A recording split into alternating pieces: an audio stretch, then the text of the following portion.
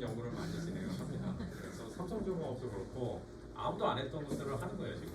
네, 그래서 그때도 C# 아무도 안 했는데 혼자 공부해가지고 했고 지금은 이제 해적을 이제 이런 인공지능을 이용해서 이제 적용하는 것 아무도 안 해봤던 건데 지금 트라이를 하고 있습니다. 그래서 오늘 저도 한번 기대를 하고 같이 보도록 하겠습니다. 박수 많이 안녕하세요. 저는 교수님이 소개해 주신 대로 그 해적처리를 AI 모델을 사용해서 대체를 하거나 보조를 할 수 있도록 하는 연구를 진행하고 있습니다.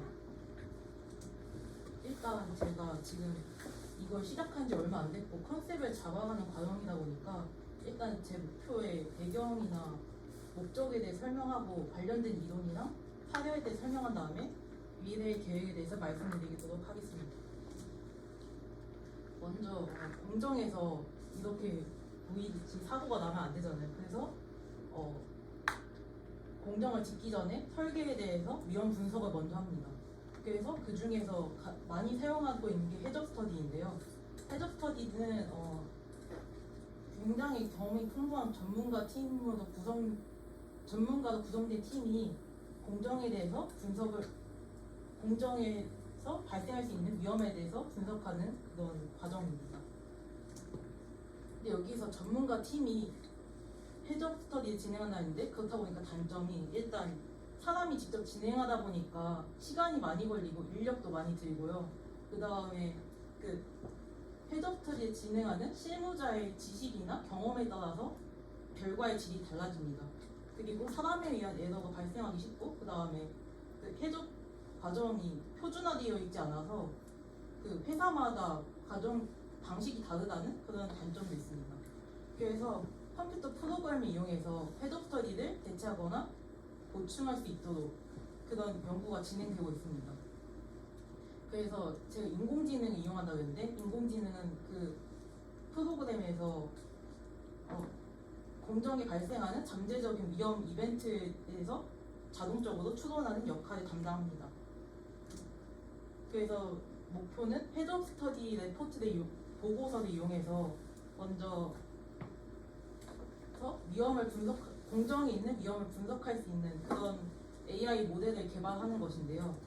일단 그 해적 보고서가 텍스트 데이터인데 컴퓨터가 텍스트보다는 숫자를 더 잘 다루다 보니까 전처리 과정을 통해서 먼저 숫자로 변환을 해준 다음에 그 데이터들을 가지고 AI 모델을 개발할 계획입니다.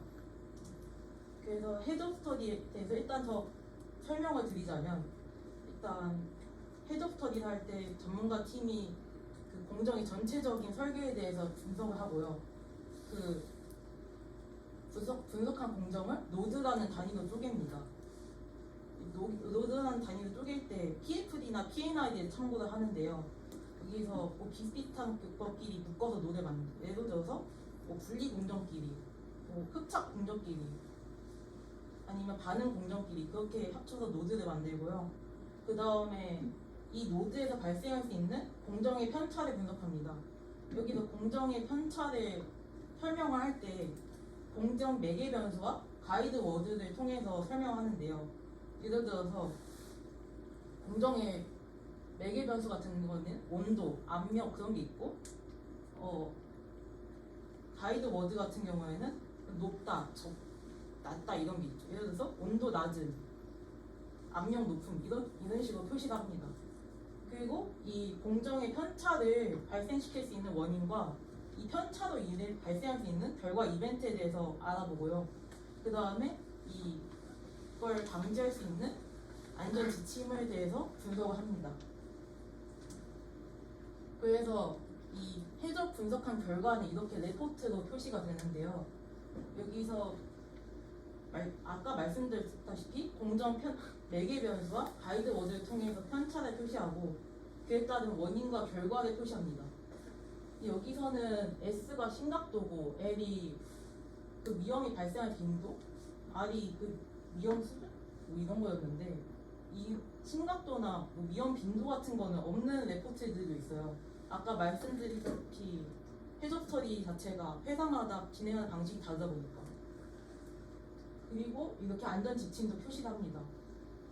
그런데 이 텍스트 데이터 다루기 위해서는 숫자를 변환을 해야 된다는데 이 숫자를 변환할 때 필요한 작업이 이 NLP 자연어 처리입니다. 이 자연어 처리 과정을 통해서 컴퓨터가 해석할 수 있도록 바꿀 겁니다.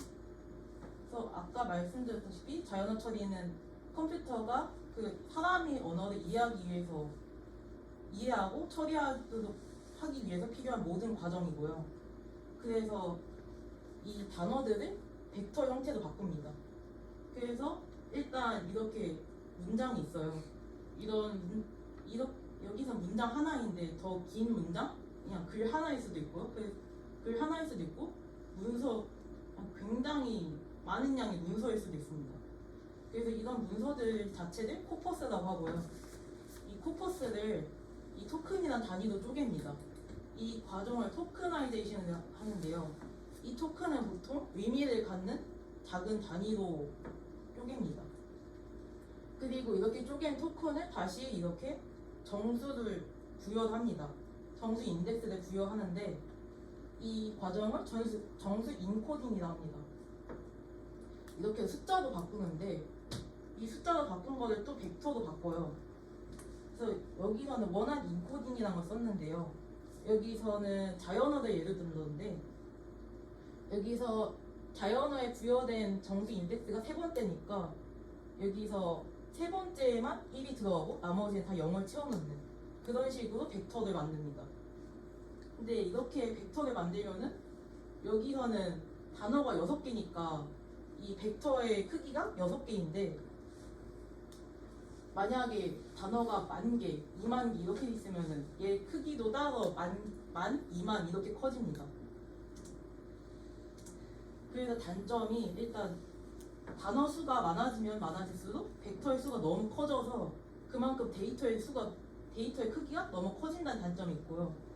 그냥 단순히 정수 인덱스 가지고 한 거다 보니까 단어의 의미나 특성 같은 건 전혀 반영을 하지 못하고 있어요.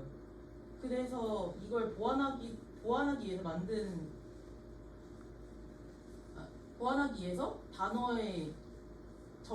단어를 숫자로 바꾸는 방법을 바꿨는데요. 여기서 두 가지가 있어요. 먼저 count based word representation은 코퍼스 안에 단어가 등장한 횟수를 가지고 벡터를 만듭니다. 근데 이것도 사실 의미나 특성 같은 거 반영을 못하고 있어요. 그래서 빠르다는 장점이 있지만 이 예측을 기반으로 한 월드 리프레젠테이션은 바뀌었습니다. 이거는 인공 신경망을 사용해서 신경망 구조를 사용해서 단어가 문맥에 맞는 단어가 어떤 게 올 수 있는지 그걸 예측할 수 있도록 만들었는데요. 그렇다 보니까 단어의 유사도 같은 걸 잘 반영할 수 있는 장점이 있어서 요즘에는 인공 신경망을 통한 NLP 기술이 많이 사용되고 있습니다. 근데 그 중에서도 요즘 떠오르고 있는 게 사전 훈련된 언어 모델인데요. 쉽게 말하면 여러분들이 쓰시는 GPT 있죠? 그런 것들도 바로 이 사전 훈련 모델입니다. 원래 그 인공 신경망 그 중에서도 그 단어 사이에 그 특징 같은 걸 깊은 특징 같은 걸 추출하기 위해서 딥 뉴럴 네트워크를 사용하려는 연구가 있었는데 이게 단점이 훈련 데이터가 충분하지 않으면 오버핏이 일어나기 쉽습니다. 그런데 이 DNN을 훈련시키려면은 라벨이 되어 있는 데이터가 필요한데 이 데이터 크기가 커지면 커질수록 라벨을 붙이는데도 비용이 많이 발생합니다. 그래서 대개는 데이터셋의 사이즈가 제한이 되어 있고요. 그리고 전통적인 언어 모델은 단어 하나에 벡터 하나를 할당을 하는데 그러다 보니까 동음 이어나 다이어 같은 거를 표현하기가 힘듭니다. 그래서 이 전위 학습의 개념을 도입을 시켰는데요. 일단 이 전위 학습을 도입시킴으로써 이렇게 두 단계로 나눠져서 훈련을 하게 됩니다. 일단 사전 훈련할 때는 큰 규모의 라벨이 붙어있지 않은 데이터도 훈련을 시킬 수가 있습니다. 그리고 그 다음에 이 미세 조정, 파인 튜닝 단계에서는 작은 스케일의 그 업무와 관련 지금 AI 모델을 만들는 용도에 맞는 그런 데이터를 통해서 학습을 시킬 수 있습니다. 그래서 기존보다 더 적은 데이터를 가지고도 좋은 성능을 낼 수 있는 그런 개념이 되었습니다. 그리고 이 사전 훈련 언어 모델이 모두 트랜스포머가 되어 있는 건 아니고 뭐 LSTM 같은 걸로도 만들어져 있긴 한데 요즘은 트랜스포머가 많이 떠오르고 있어요. 트랜스포머는 이렇게 인코더, 이 왼쪽 부분이 인코더고 여기 부분 디코더인데 이 인코더 부분에서는 정보를 압축을 하고 이 디코더 부분에서는 우리가 원하는 형태로 정보를 풀어쓰는 그런 역할을 합니다. 그래서 여기선 블록이 몇 개 표시 안 되어 있는데 실제로는 블록이 굉장히 여러 개 쌓여 있고요. 그래서 여기서 이뤄진 연산으로 일단 셀프 어텐션이 있는데 이게 가장 중요한 연산이라고 할 수 있습니다. 왜냐하면 이 연산에서 단어 사이에 관계를 계산하기 때문인데요. 일단 이 계산할 때 쿼리, 키, 밸류라는 이 세 요소가 서로 상호작용합니다. 그래서 일단 이렇게 쿼리하고 키가 있는데 여기서 쿼리 단어와 키 단어 사이의 관련성을 계산합니다. 그래서 이 경우에는 카페라는 단어가 장소를 나타내는 거니까 거기라는 장소 나타내는 대명사가 이렇게 가장 높은 관련성을 가지고 있다고 계산된 겁니다. 그래서 이렇게 계산된 관련성 값을 가지고 또 이렇게 밸류 값을 곱해서 최종적으로 계산해서 가장 높은 숫자가 나온 단어가 중요하다고 볼 수 있습니다. 그래서 이렇게 나온 결과를 이렇게 피드포드 신경망에 넣습니다. 이 피드포드 신경망은 그냥 입력값에다가 x가 입력값인데 여기서 가중치를 곱하고 여기서 바이어스 값을 더합니다. 그 다음에 렐루 함수에 집어넣는데요. 렐루 함수는 쉽게 말하면 그냥 이렇게 있는데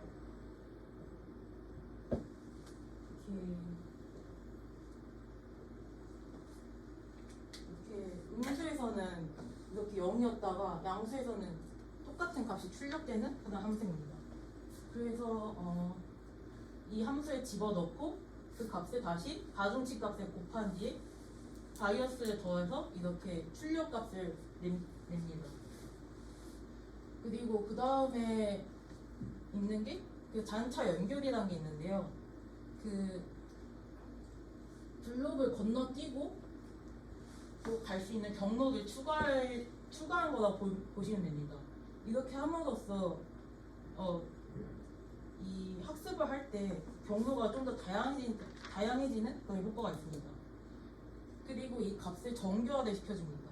그래서 평균 값을 빼고 표준 편차 값을 나눠주는데 여기 더해지는 값은 0으로 나누는 걸 방지하기 위해서 넣어주는 값이고요.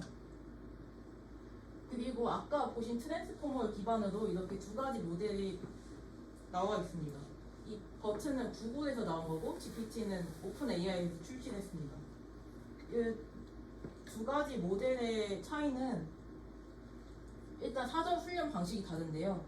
버튼은 이렇게 문장 코퍼스 중간중간에 빈칸을 뚫어놓습니다. 이렇게 15%의 단어를 빈칸을 뚫어놓고 훈련하는데 이 버튼의 경우에는 앞에서 뒤로도 훈련이 가능하고 뒤에서 앞으로도 훈련이 가능해서 뒤에 단어를 보고 앞에 단어를 맞춰야 되는 그런 상황에 대해서도 훈련이 가능합니다. 그리고 GPT는 이렇게 쭉 앞에서 뒤로만 훈련이 가능한데요. 그래서 이 단어를 맞출 때 이 뒤에 단어는 가려놓고 훈련합니다. 그리고 모델 구조에서도 차이가 나는데 버튼은 그 아까 트랜스포머 인코더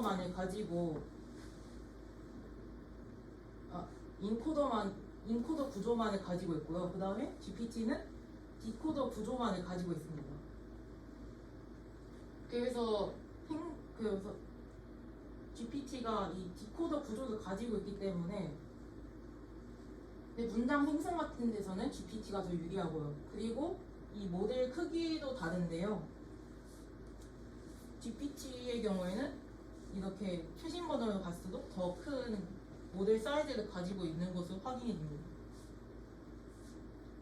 그리고 이렇게 모델 사이즈를 키움으로써 성능이 개선된다는 걸 개선이 된다는 것을 확인했습니다.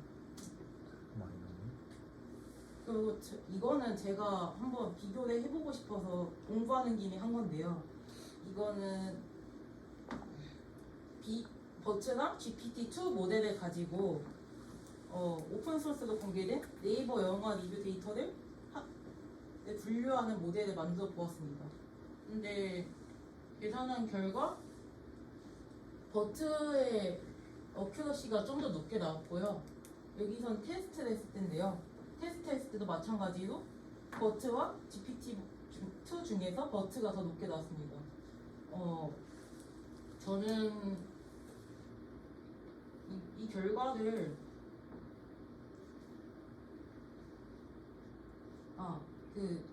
아까 버츠가 양방향으로 훈련이 가능하다 했는데 그래서 문맥을 포착한 능력이 버츠가 더 뛰어납니다. 그래서 그럴 거라고 생각하고는 있는데 근데 다른 책을 참고해 보면 GPT-2가 더 높게 나오는 것도 있어요. 근데 그거의 차이는 그 자연어 처리를 할 때 문장이 너무 길면은 그 자르는 그런 처리도 있거든요. 그래서 문장 길이가 그 작업을 패딩이라는데 그 패딩을 설정하는 길이가 달랐기 때문에 그런 차이가 발생할 수도 있지 않았을까 그렇게 생각합니다. 그래서 이 부분에 대해서는 저도 좀 더 공부를 해봐야 된다고 생각하고 있고요. 그리고 이거는 관련 사례인데요. 이 논문 같은 경우에는 사전 훈련 모델 말고 그냥 일반적인 그 기계학습 분류기를 이용해서 데이터를 분류했습니다. 일단 헤드스터디 보고서를 훈련 데이터로 사용을 해서 원인에 발생하는 공정 편차를 예측하도록 하는 그런 모델을 개발했습니다. 그래서 공정 편차는 이렇게 라벨링을 했고요. 그 다음에 메탄올 저장 공정에 대해서 이 케이스 스터디를 수행을 했는데 그 중에서 이 노드 1에 대한 해적 보고서를 참고해서 했습니다. 그래서 결과로는 이게 야구로 표시가 되는데 일단 디시전 트리, 그 다음에 리니어 SVM, 랜덤 포레스트, 로지스틱 리그레션, 가우시안 라이브 베이스, 그리고 KNN 알고리즘을 통해서 분류를 하고 성능을 비교하는 값인데요. 이 정확성 측면에서나 이 프리시전, 리컬, F1 스코어 측면에서도 디시전 트리가 가장 높은 값이 나왔습니다. 그 다음에 컨퓨전 매트릭스라는 게 있는데 이걸 통해서 어느 부분이 틀렸는지 확인한 결과 디시전 트리에서는 하나의 값만 틀린 걸 확인할 수 있었습니다.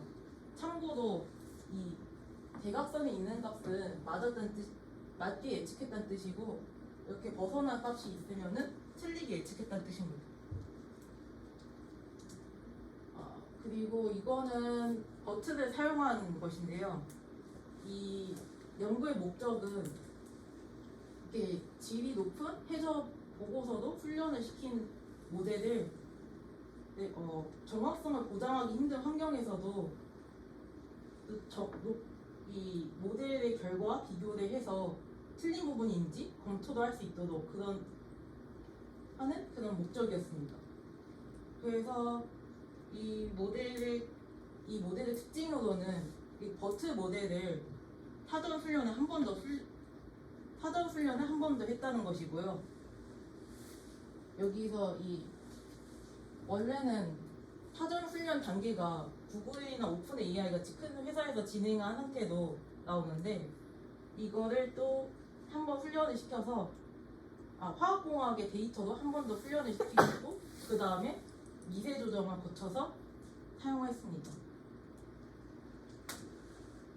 근데 여기서는 버트를 그 임베딩 레이어에 사용했는데 임베딩이라는 게 아까 말씀드렸다시피 단어를 벡터로 바꾸는 그런 과정을 말합니다. 그래서 이 문장 틱의 문장을 이뤄진 틱의 단어로 이루어진 문장을 인베딩 벡터라고 하는 벡터로 바꿨고요. 그 다음에 특징 추출은 이 by LSTM 층에서 합니다.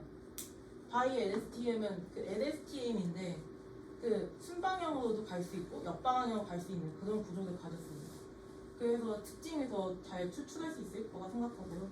그 다음에 어텐션 레이어에서는 아까 셀프 어텐션에서도 그 단어의 중요도에 따라서 그 값이 더 높게 나온다고 했었는데 사실 어텐션 레이어에서도 그렇습니다. 그래서 여기서는 더 중요한 단어를 추려내고요. 그 다음에 클래시피케이션 레이어에서는 이 결과값을 가지고 라벨을 분류하는 그런 역할을 합니다. 그리고 이 말씀 안 드렸는데 이 연구 결과에서는 해저 스터디의 심각도 결과를 분류하도록 하는 그런 역할을 했었고, 그래서 일단 이 연구에서는 모델의 구조에 대해서 일단 비교를 했었는데요. 일단 SVM이나 랜덤 포레스트는 전통적인 그 기계학습 방법이고요. 일단 이 전통적인 기계학습 방법을 썼을 때보다 지금 설명하는 버트, 바이 LSTM, 어텐션 모델의 수치가 좋았습니다. 그리고 이 W2V라고 써져 있는 건 월드2 100이라고 전통적인 단어 인베딩 방법인데요. 그거랑 비교를 했을 때도 이 방법이 더 결과가 좋다고 나왔습니다. 그 다음에 버트를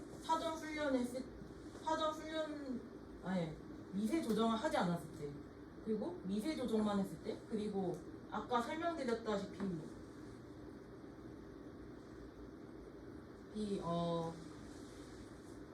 엔지니어 그 화학공학 코퍼스에 대해서 사전 훈련 한 번 더 하고 했을 때랑 비교를 했었는데, 일단 미세 조정을 하지 않은 상태에서는 굉장히 정확성이 낮았고요. 그 다음에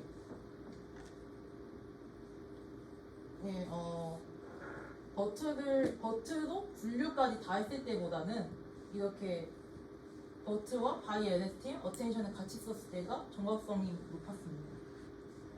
그리고 여기서는 그 아까 심각도에 따라서 분류를 한다고 했었는데 이 심각도 라벨에 따라서 표시를 한 거고요.